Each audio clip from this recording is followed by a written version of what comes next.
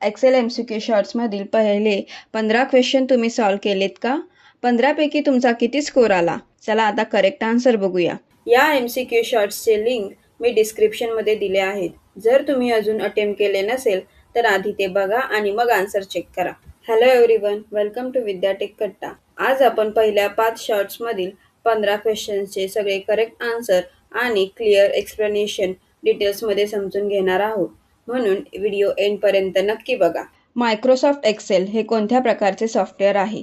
Correct answer आहे spreadsheet. Spreadsheet म्हणजे एक ग्रीड स्ट्रक्चर जिथे रोज आणि कॉलम असतात. एक्सेलमध्ये डेटा टेबल फॉर्मॅटमध्ये ऑर्गनाईज करता येतो.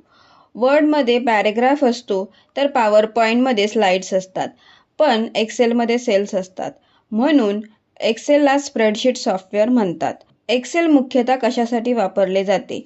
करेक्ट आन्सर डेटा ॲनालिसिस आणि कॅल्क्युलेशन. एक्सेल फक्त टायपिंगसाठी नाही तर सम, ॲव्हरेज, काउंट, इफ सारखे फॉर्म्युलाज वापरून वेगवेगळ्या प्रकारचे कॅल्क्युलेशन्स करता येतात. उदाहरणार्थ जर 10 व्यक्तींचे अमाऊंट्स डिटेल्स दिले असतील तर सम फॉर्म्युलाने टोटल अमाऊंट कॅल्क्युलेट करता येते आणि अशा प्रकारे डेटा ॲनालिसिस पण करता येतो. वर्कबुक म्हणजे काय? वर्कबुक म्हणजे एक कंप्लीट एक्सेल फाईल. जेव्हा तुम्ही एक्सेल फाईल सेव्ह करता तेव्हा त्या पूर्ण फाईलला वर्कबुक म्हटले जाते. त्यात एकच नाही तर मल्टिपल शीट्स असतात. जसे एक बुकमध्ये अनेक पेजेस असतात तसंच एका वर्कबुकमध्ये अनेक वर्कशीट असतात. वर्कशीट म्हणजे काय? वर्कशीट म्हणजे वर्कबुकमधील एक सिंगल शीट. एक्सेल ओपन केलं की जे ग्रीड दिसते ती म्हणजे एक वर्कशीट असते. जर स्क्रीनवर 5 शीट दिसत असतील तर त्या 5 वर्कशीट असतात. एक्सेलमध्ये रो कशाने ओळखले जातात? Correct answer number. Row horizontal असतात आणि स्क्रीनवर हायलाईट केल्याप्रमाणे ते लेफ्ट साईडला 1, 2, 3 अशा नंबर्सने आयडेंटिफाय होतात. Intersection of row and column. Correct answer cell. Row आणि कॉलम जिथे एकमेकांना भेटतात तिथे जो छोटा बॉक्स शो होतो त्याला सेल म्हणतात. उदाहरणार्थ कॉलम A आणि रो 1 ला A1 सेल असे म्हटले जाते. कॉलम्स कसे ओळखले जातात? Correct answer letters. Columns vertical असतात आणि ABC असे लेटर्सनी आयडेंटिफाय होतात. करंटली सिलेक्टेड सेलला काय म्हणतात? Correct answer active cell. ज्या सेलवर तुम्ही क्लिक करता तो ॲक्टिव्ह सेल असतो. त्याचा बॉर्डर थोडा डार्क हायलाईट शो होतो. नेम बॉक्समध्ये काय दिसते? Correct answer active cell address. Name बॉक्समध्ये A1, B2, C3 असा ॲड्रेस दिसतो. नेम बॉक्स सध्या तुम्ही कोणत्या सेलमध्ये आहात ते दाखवते. फॉर्मॅटिंग ऑप्शन्स कोणत्या टॅबमध्ये असतात? Correct answer home tab. Font size, bold, italic, alignment, colour हे सगळे फॉर्मॅटिंग ऑप्शन्स आहेत.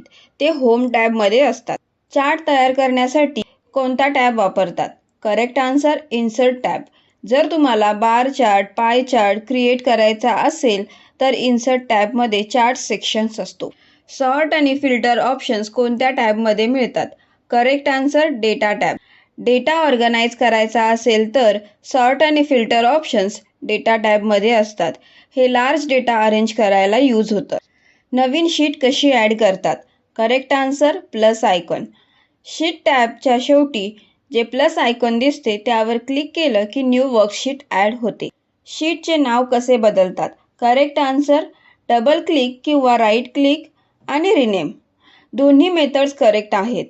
डबल क्लिक करून नाव चेंज करता येतो किंवा राईट क्लिक करून रिनेम सिलेक्ट करता येतो. शीट कशी डिलीट करतात? करेक्ट आन्सर राईट क्लिक आणि डिलीट.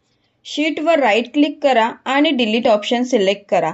पण डिलीट करण्यापूर्वी डेटा चेक करा. कारण डेटा एकदा डिलीट केलात तर तो डेटा रिमूव्ह होतो. परत रिकवर करता येत नाही.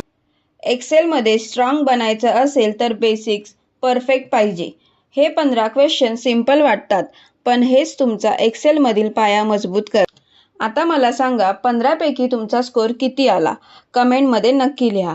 ज्या लोकांनी अजून MCQ अटेंड केले नाही त्यांच्यासाठी शॉर्ट्स लिंक डिस्क्रिप्शनमध्ये दिल्या आहेत. आधी अटेम्प्ट करा आणि मग आन्सर चेक. पार्ट 2 मध्ये पुढील 15 क्वेश्चनचे आन्सर पाहिजे असतील तर चॅनलला सबस्क्राईब करा आणि बेल आयकॉन प्रेस करा.